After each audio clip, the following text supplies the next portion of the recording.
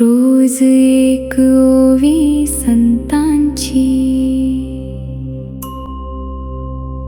रोज एक ओवी संतांची. सूर्य अधिष्ठिली प्राची, जगाराणी वदे प्रकाशाची. तैसी वाचा श्रोतया ज्ञानाची. दिवाळी करी.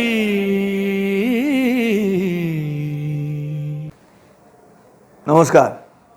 रोज एक ओवी संतांची ह्या माझ्या मालिकेमध्ये सगळ्यांचं मनपूर्वक स्वागत. आपण ओव्यांवरती अभंगांवरती विचार मांडत आहोत. आपण सगळे ऐकत आहात आणि उत्तम प्रतिसाद देतात.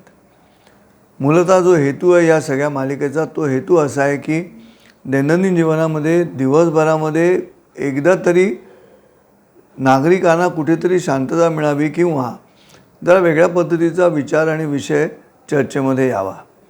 आणि म्हणून मी हा प्रयत्न करत आहे ह्या मालिकेच्या माध्यमातून तुमच्याशी संवाद साधता. संत तत्वज्ञ ज्ञानेश्वर माऊलींची ओवी आज मी निवडली. असं म्हटलं की मला परत असं वाटतं की अरे मी कोण निवडणार हा. परंतु ओवी इतकी सुंदर आहे. ती ओवी अशी आहे. सूर्य अधिष्ठिली प्राची, जगा राणीव दे प्रकाशाची. तैसी वाचा श्रोतया ज्ञानाची दिवाळी करी. खरं तर अनेक जण कॉमेंटमध्ये लिहितात किंवा मला बोलतात की तुम्ही ओवीचा अध्याय क्रमांक आणि ओवीची संख्या पण तुम्ही सांगाल का जरा. प्रश्न असा आहे श्रोतेहो की तुम्हालाही चालना मिळावी ओवीचा क्रमांक आणि ओवीचा अध्याय सांगत नाही. याचं कारण माझी अशी इच्छा आहे की दिवसभरामध्ये तुम्ही जरा ज्ञानेश्वरी उघडावी आणि ही ओवी कुठे आहे, कितवी आहे, कुठे सापडते. बरं, आपल्याकडे गुगल आहे, AI आहे. तुम्ही जर तिथे मी जी ओवी म्हटली किंवा तुम्ही ऐकली स्क्रीनवरती, तिची 2 ओळी जरी टाकल्या आणि विचारलं कुठच्या अध्यायात आहे, तर तुम्हाला गुगल माहिती देणार आहे. पण तरी कित्येक जणांकडनं मला विनंती येते की तुम्ही लिंक पाठवत चला का, पटकन जाता येतं लिंकवरती. शेवटी माझं म्हणणं असं आहे की उपासनेशिवाय काही शक्य नाही.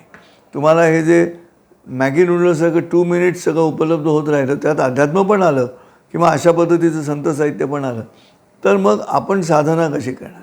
असो, राग म्हणू नका. मी माझा हेतू तुम्हाला सांगितला की तुमच्याही वाचनामध्ये ज्ञानेश्वरी, संत तुकाराम यायला हवेत. कारण सनातन धर्माचं अधिष्ठान जे आहे ते या साहित्यामध्येच दडलेलं आहे. असो, ओवी कशी आहे, सुंदर आहे. सूर्य अधिष्ठिली प्राची. अधिष्ठान म्हणजे काय, दिशा नक्की केलेली आहे. कित्येक हजार पृथ्वीचा जन्म झाल्यापासून दिशा नक्की झालेली आहे की प्राचीच्या दिशेनं सूर्याचं उदय होणं जे आहे ते निश्चित आहे. म्हणून सूर्य अधिष्ठिली प्राची. आता पुढच्या ओळीमध्ये खरं साहित्य दडलेलं आहे. ते आहे जगा राणीव दे प्रकाशाची. राणीव म्हणजे काय माहिती आहे का. राणीव म्हणजे प्रत्यक्ष इंद्रिय गोचर अनुभूती येण्याआधी कळण्याची क्रिया. म्हणजे आता सूर्य उगवलेला नाही आहे, सूर्याची किरणं आपल्या अंगावर पडली, डोळ्यानं दिसली की इंद्रिय गोचर झालं ते. पण एक गोष्ट नक्की आहे की तुम्ही ज्या दिशेला सूर्य उगवणार आहे ती दिशा तुम्हाला आधीच कळते, म्हणजे ती मनाला कळते. आणि म्हणून जगा राणीमध्ये प्रकाशाची, की इथून प्रकाश येणार आहे एवढं निश्चित होतं. त्याला राणीव शब्द वापरलेला आहे. 3 शब्द आहेत, जाणीव, नेणीव आणि राणीव. राणीव हा शब्द माऊलीने दिला अमृताला पैजेवर जिंकणाऱ्या भाषेला. त्यामुळे नेणीव म्हणजे काय, जाणीव नसलेली जी स्थिती आहे ती नेणीव आहे. जिथे अनुभूती आहे तिथे जाणीव आहे. आणि जिथे अनुभूती आहे पण ती मनाला आहे, प्रत्यक्ष इंद्रियांना नाही, तिथे राणीवेचा मुद्दा आला. आणि म्हणून जगा राणीव दे प्रकाशाची. तैसी वाचा श्रोतया ज्ञानाची. इथे दृष्टांताचं दुसरा अर्धा भाग येतो. दृष्टांत काय आहे, तैसी वाचा श्रोतया ज्ञानाची दिवाळी करी. ज्ञान हे उजेडाचं लक्षण आहे. आपण बोलतानाही म्हणतो पडला का उजेड डोक्यामध्ये, म्हणजे काय तर ती ज्ञानाची दिवाळी आहे. दिवाळी हा जो शब्द आहे ना, तो शब्द अनुभवासहित आहे. आणि सूर्य अधिष्ठिली प्राची, जगा राणीव दे प्रकाशाची. तैसी वाचा श्रोतया ज्ञानाची दिवाळी करी. दिवाळी हा शब्द श्रोते माझ्या मते अनुभवासहित आहे. कारण ली जे अक्षर आहे शेवटचं, त्याच्यावरची वेलांटी आणि बाजूचा कानाचा बाजूला काढला तर ज्येष्ठ नागरिकांची काठी तयार होते. ज्येष्ठ नागरिकांची गाठी कसली आहे? ती अनुभवाची आहे. आणि ती जर तुम्ही बाजूला काढलीत दिवाळी शब्दातून तर काय उरलं? दिवाळं. आणि दिवाळाचा अर्थ मी तुम्हाला सांगायची गरज नाही.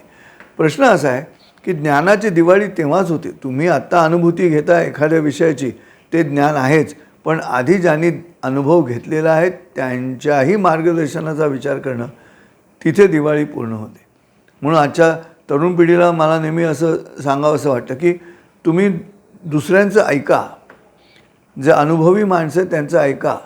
जे न देखे रवी ते देखे कवी, आणि जे न देखे कवी ते देखे अनुभवी. तिथे दिवाळीचा मुद्दा येतो. आणि म्हणून दिवाळी अनुभूती सहित आहे. अनुभूती जर तुम्ही घेतली नाही तर उरतं ते दिवाळं. ज्ञानेश्वर माऊलींनी सुद्धा 18व्या अध्यायामध्ये भाष्यकारा ते वाट पुसतू असं म्हटलेलं आहे. भाष्यकारा ते वाट पुसतू कशासाठी? तर आधी ज्यांनी भाष्य केलेलं आहे त्यांना विचारत मी पुढे येतो आहे. आणि म्हणून माझी अशी विनंती आहे तुम्हाला की ही जी अतिशय उत्तम साहित्यिकदृष्ट्या उच्च दर्जाची ओवी आहे, जी भारतापुरतीच आहे किंवा महाराष्ट्रापुरतीच आहे. ह्याचं कारण आमचे राजे कधी बाहेर गेले नाहीत. दुसऱ्या देशावरती आक्रमण करण्याच्या पद्धती आमच्या सनातन धर्माच्या रचनेमध्ये बसत नाहीत. धर्माचा प्रचार करण्यासाठी जबरदस्ती करणं आमच्या विचारांमध्ये बसत नाही. मग राजाबरोबर जाणाऱ्या ज्या गोष्टी आहेत त्या बाहेर गेल्या नाहीत. इंग्रजांबरोबर शेक्सपियर आला म्हणून शेक्सपियर आम्हाला कळला. इंग्रज आले नसते तर शेक्सपियर कळला असता का? मोगल आले नसते तर गालिब कळला असता का? मला असं वाटतं की आंतरराष्ट्रीय दर्जाचं अतिशय उत्तम सर्वोच्च दर्जाचं साहित्य आमच्याकडे उपलब्ध असूनही आज अडचण अशी आहे की मला महाराष्ट्रामध्ये हा विषय मांडायला लागतो. पण ह्या ओवीवरती तसं पाहायला गेलं तर चर्चा ऑक्सफर्ड आणि केम्ब्रिजमध्ये पण व्हायला पाहिजे की अधिष्ठिली शब्दाचा अर्थ काय आहे? तैसी वाचा श्रोत्या ज्ञानाची. मग सूर्याचा दृष्टांत काय आहे? कारण वाणीची देवता अग्नी आहे आणि अग्नीचा अधिष्ठाता जो आहे तो सूर्य आहे. हे सगळं अभ्यासाचं आहे, अकॅडमिक आहे, इंटेलिजंट आहे. पण राजा आमच्यावरती इंग्रजांचा 150 वर्षाचा जो राजा होता त्याने ते होऊ दिलं नाही. आणि नंतरच्या 50 वर्षामध्ये सुद्धा भारतीय संस्कृतीमधल्या अत्युच्च ज्ञानाचा प्रचार झाला नाही.